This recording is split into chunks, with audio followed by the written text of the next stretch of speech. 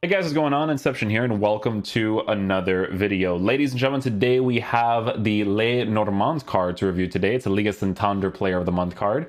We're taking a look at someone who is 6'2", medium work rates, right-footed, 2-star skills, 3-star weak foot. In-game player traits, he has the dives into tackles trait, which I feel like could be relevant in the online experience and you're not using the card, but I'm not 100% sure. I'm not sure if that's been confirmed anywhere just yet, but last year I felt like when players had it, I don't know, man, it was pretty crazy. Power header traits, solid player traits, in-game attributes. Pace is really poor on this card. Yeah, they should have improved the pace.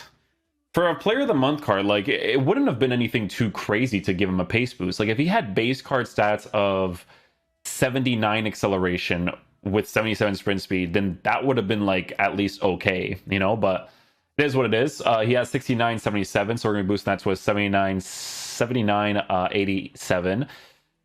I wish the acceleration sprint speed was also switched, because acceleration I feel like when defending is more noticeable, but it is what it is.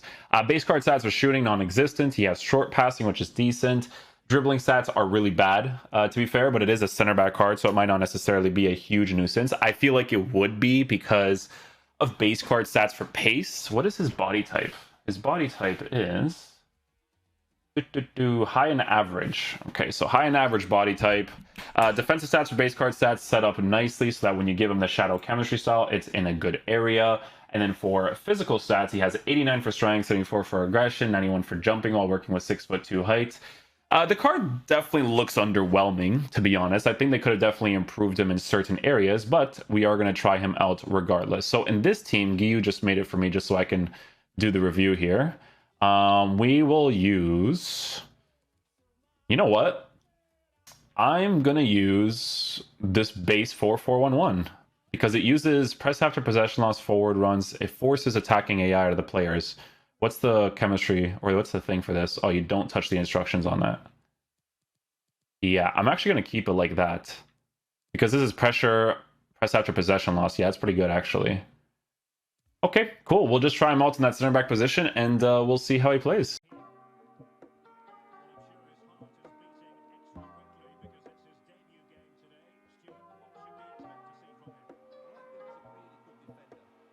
There we go. Get a challenge off right there. He was marking that other guy because I was using the team press tactics. When you use a team press tactic, they kind of all get marked, so I had to switch off of him to get that defensive play there.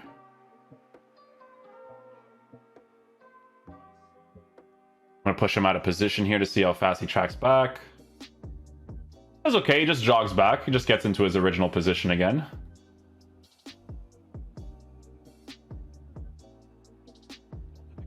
Just collect that really quickly.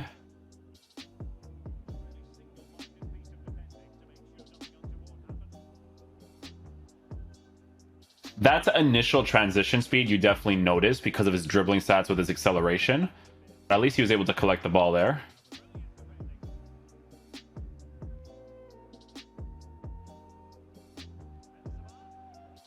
Oh, his acceleration's super rough. Oh my.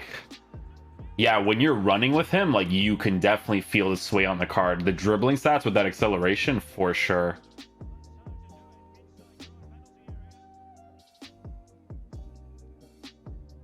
There we go. I actually want to aggressively push out of that spot just in case he actually wants to go for like a through ball or something, just to see if he would get it.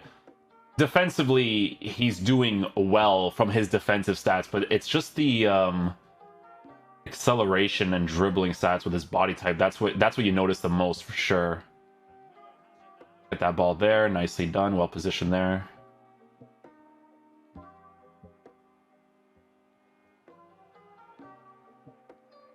Out of position, but at least he was back there.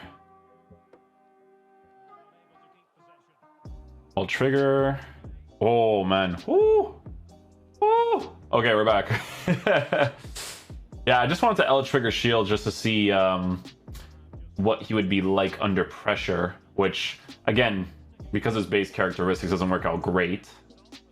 Okay, so we've switched to a 4-2-3-1 this time to test out Le Marchand.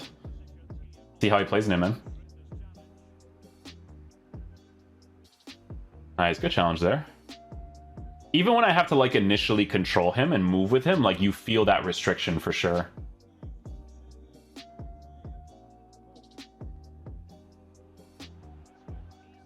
Well done, well done. Control it. Pass it off. There we go. So with a card like Le Normand, you have to use him in a way where you're not super aggressive with him, and you kind of have to rely on his defensive AI to be in the right position at the right time. You don't want to control him too much and be aggressive in certain areas.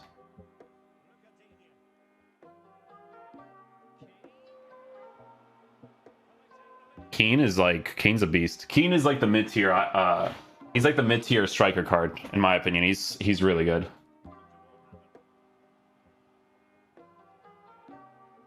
Collect that. Little switch here. There we go. Nicely done. So we're going to aggressively push. Now we're going to just block this area here. His track packet is not necessarily the fastest, but it's pretty decent. Like, he does still track back when he needs to.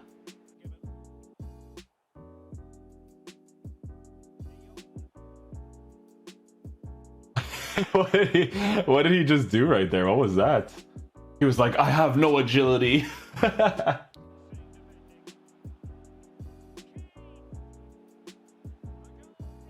Nice, good dribbling there with Keane. Little ball roll, small touches. Oh wow, he actually gets it. Let's go.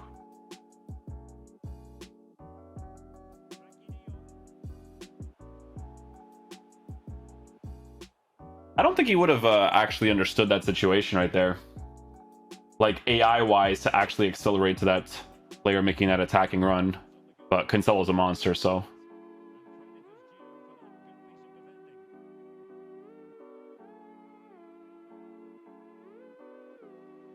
I'm pretty sure he just used the top part of his arm to get that, but we'll take it either way. The weak foot pass.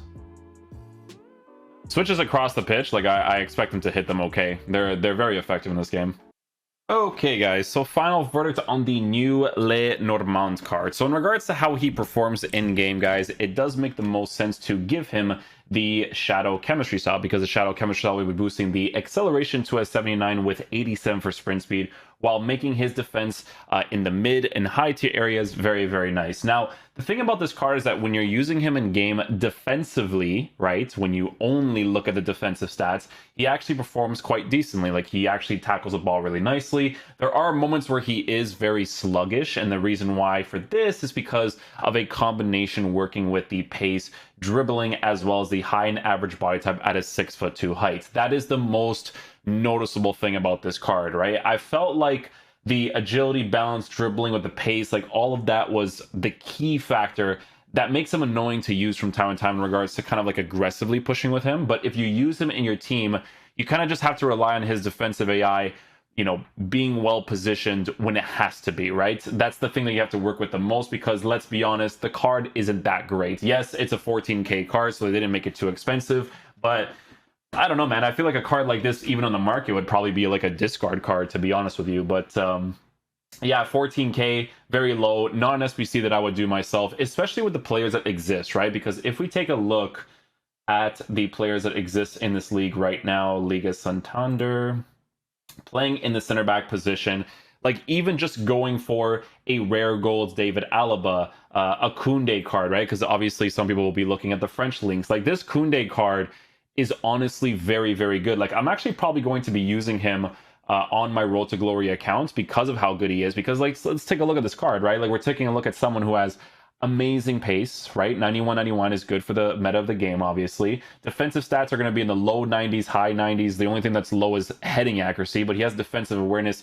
at a 90, which is good considering he's a player that has a high work rates, pushes forward, comes back, right? Average body type is really good for defenders as well. So that card is like 3.4K on the market, with a Shadow maybe like 5K, 6K, depending on how low people are really selling it, because it just doesn't make sense to unlock the other card for the quality that he offers in game, or even for fodder, to be honest. Like, unless they do like some sort of gameplay objective where it's like, oh, have like a Liga Santander player of the month in your team, then it's not really like worth doing. Like, if they actually had something like that in FIFA, then it'd be okay, but yeah, it's not worth it, man. You can get David Alaba rare gold card for 2.4. You could get a Diego Carlos card. He's probably going to perform better. Longley, you know what? He's probably better than Longley. Longley is awful. Okay, so if you're starting off in this game and Longley's all you can afford and you have fodder, then sure you could do him because Longley is just a terrible, terrible card, man. But yeah, that is going to conclude the video for today, guys. Hopefully you guys did enjoy it. I wouldn't do the SBC myself, even at the price at 10k. It's just not that type of card because the only thing he offers is defensive stats. That's it. Everything else is very rough to work with for this game. But yeah, I'll catch you guys for the next videos. We're pretty busy today, I think. We'll see what the vibes are. I'll see you guys later. Peace out, dudes. Love you guys.